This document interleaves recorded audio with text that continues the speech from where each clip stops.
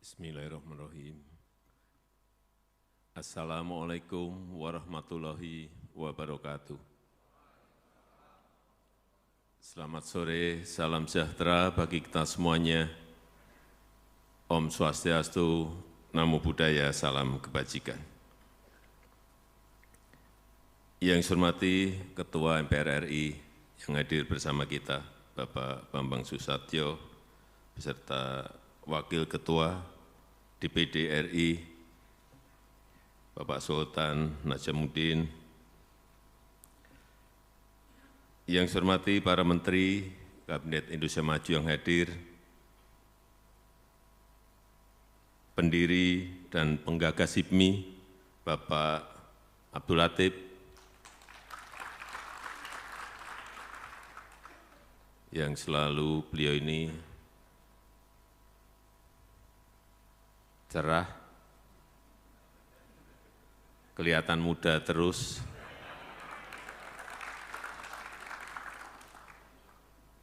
pergantian ketua HIPMI sudah berapa kali, beliau ini tetap saya datang dan beliau tetap tidak berubah sama sekali, masih muda.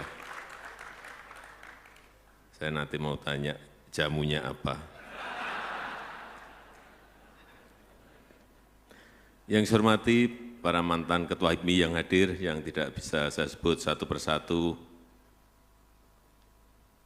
Yang saya hormati Ketua Umum BPP HIPMI, Bapak Akbar Himawan Bukhari, beserta seluruh jajaran pengurus dan seluruh Ketua Umum BPD HIPMI se-Indonesia yang hadir dari seluruh provinsi di tanah air. Bapak Ibu hadirin undangan yang berbahagia. Biasanya saya kalau pas datang di forum-forum partai, yang saya lakukan pertama itu mengabsen calon capres dan cawapres. Biasanya itu saya lakukan, ini capres, cawapres yang datang siapa. Tapi karena hari ini forumnya forum ekonomi, saya tidak ingin mengabsen, meskipun saya tahu hadir di sini Pak Prabowo hadir.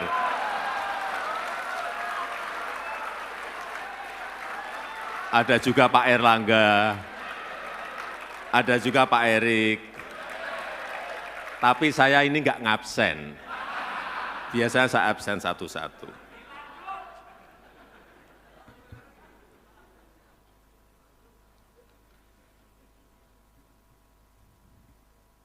Bapak Ibu hadirin yang berbahagia, kita ini pernah mengalami dan merasakan betapa sangat beratnya yang namanya pandemi COVID-19. Semua kita rasakan selama 3 tahun.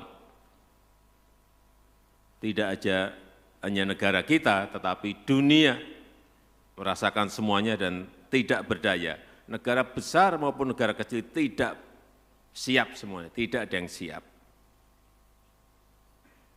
Dan saat itu kita ingat, hampir 70 negara semuanya melakukan lockdown.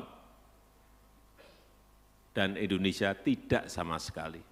Itulah yang menyebabkan kenapa ekonomi kita bisa bertahan sampai sekarang dalam kondisi yang baik.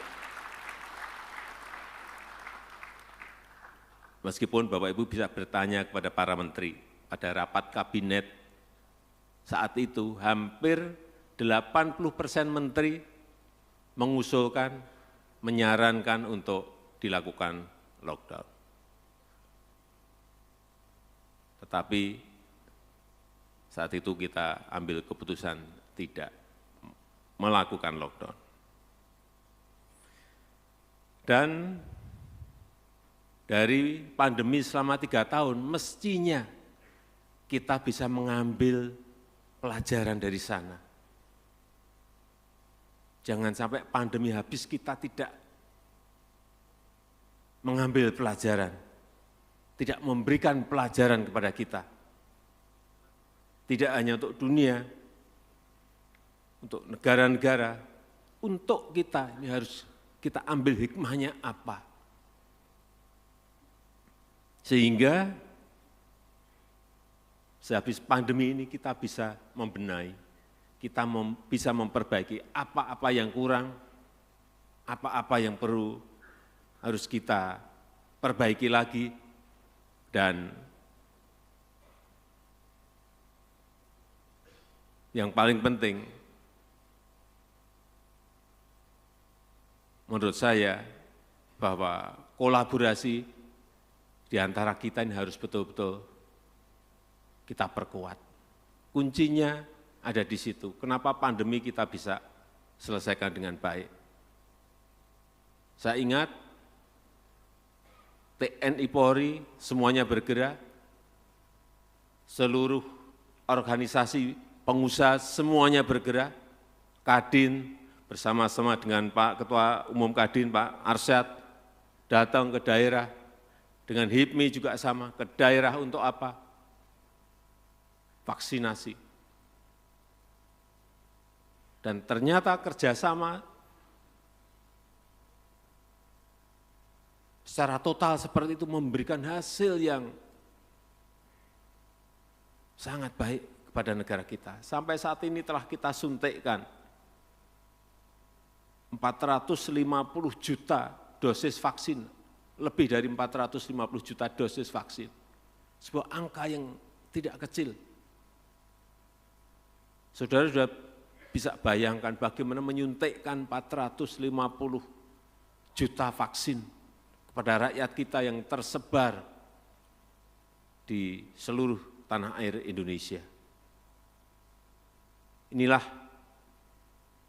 yang kita butuhkan post-pandemi. Kolaborasi, bekerja sama, dan saya sangat memberikan apresiasi kepada HIPMI pada saat pemilihan ketua di Solo, rame dikit-dikit.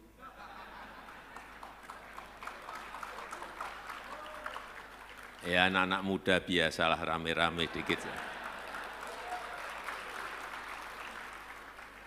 Tapi setelah itu kepilih semuanya bersatu kembali. Ini sangat baik.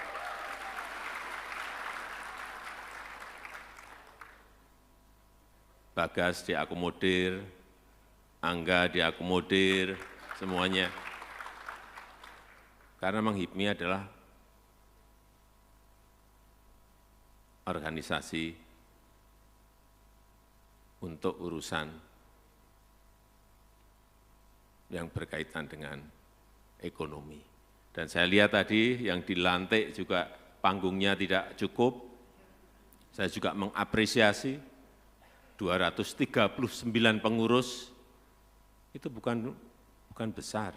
Karena negara kita ini 282 juta penduduknya. Jadi kalau pengurusnya 239 ya menurut saya biasa.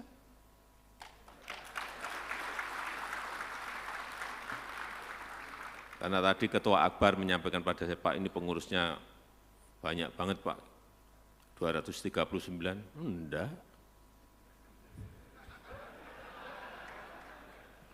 Biasa, dari Sabang sampai Merauke semuanya bisa terakomodir, ada semuanya dalam kepengurusan HIPMI yang sekarang.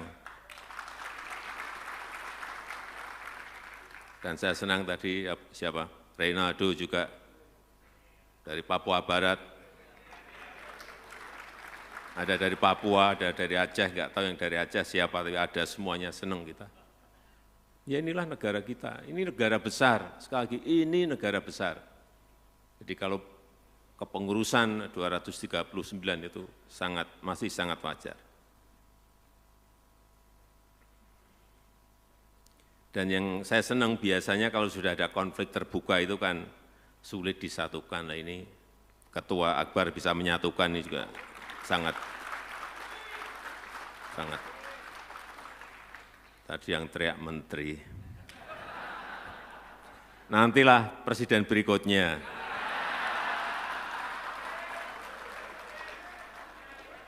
Presiden berikutnya Ketua Akbar menteri. Saya setuju.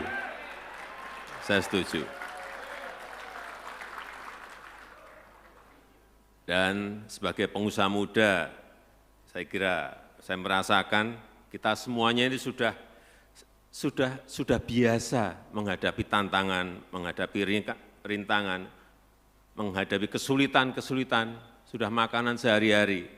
Jadi memiliki pribadi yang tangguh, memiliki pribadi yang adaptif, terbiasa learning by doing, semuanya terbiasa. Dan inilah saat-saat inilah yang dibutuhkan. Karena sekarang ini tidak ada standar, tidak ada yang namanya pakem, enggak ada. Semuanya terdisrupsi semuanya. Sehingga yang penting adalah street smart, bukan book smart. Dan itu ada di HIPMI.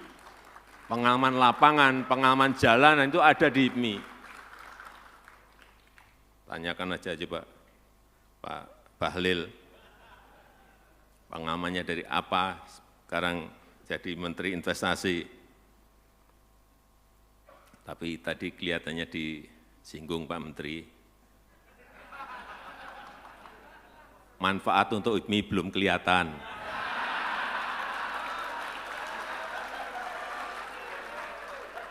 Saya tidak bisa menangkap yang dimaksud apa, tapi saya kira Pak Menteri tahu.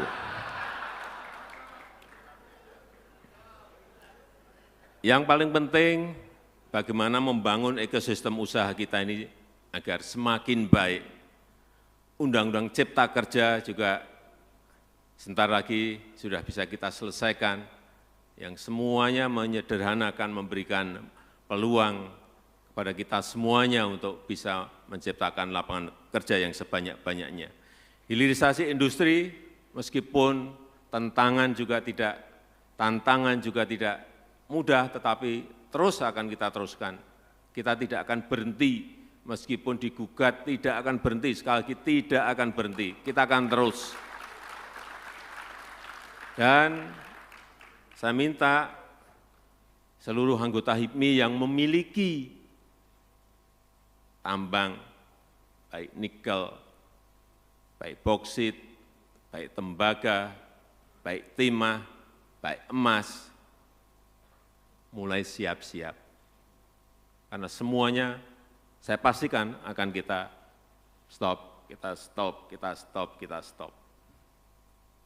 Karena yang kita inginkan adalah nilai tambah. Yang kita inginkan adalah nilai tambah. Meskipun kita sekarang ini pada proses banding digugat oleh WTO, tetap akan terus. Jangan sekali-kali kita belok, kita takut, karena nilai tambahnya betul-betul sangat besar sekali. Ekosistem EV baterai selesai, masuk ke ekosistem yang lebih besar, otomotif industri, yang listrik, untuk EV ini kalau ini berjalan, itu larinya bisa ke bawah, bisa kemana-mana. Karena industri supporting untuk membantu industri akan sangat jutaan, melahirkan ekonomi-ekonomi menengah dan kecil yang sangat bermanfaat bagi negara kita. Yang kedua juga perlu saya ingatkan mengenai belanja produk dalam negeri. Tahun kemarin memang agak kita paksa, angkanya telah keluar 762 triliun APBN, APBD maupun BUMN telah kita belanjakan untuk produk-produk dalam negeri. Sangat besar sekali. Dan ini menjadi kesempatan, menjadi peluang, menjadi opportunity bagi saudara-saudara yang memiliki produk-produk dengan kualitas yang baik.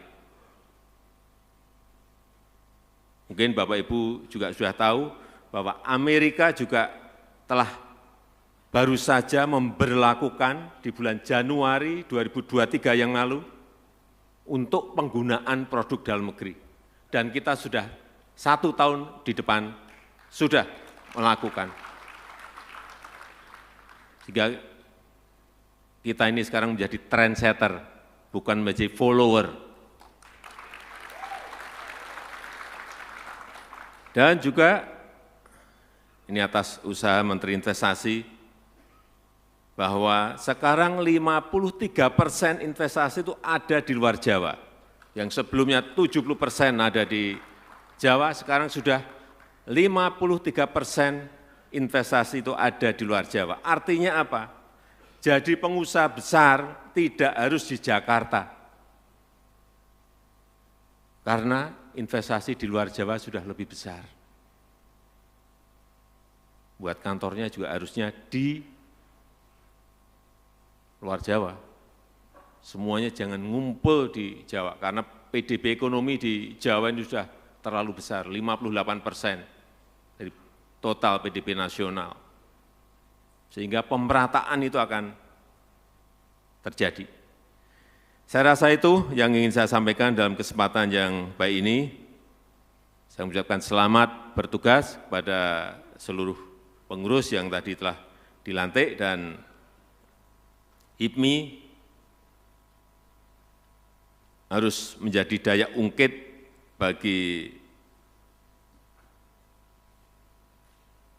pengusaha muda Indonesia agar mampu merebut peluang-peluang yang ada dan bisa menjadi penggerak ekonomi bangsa. Saya rasa itu yang ingin saya sampaikan. Terima kasih. Wassalamualaikum warahmatullahi wabarakatuh.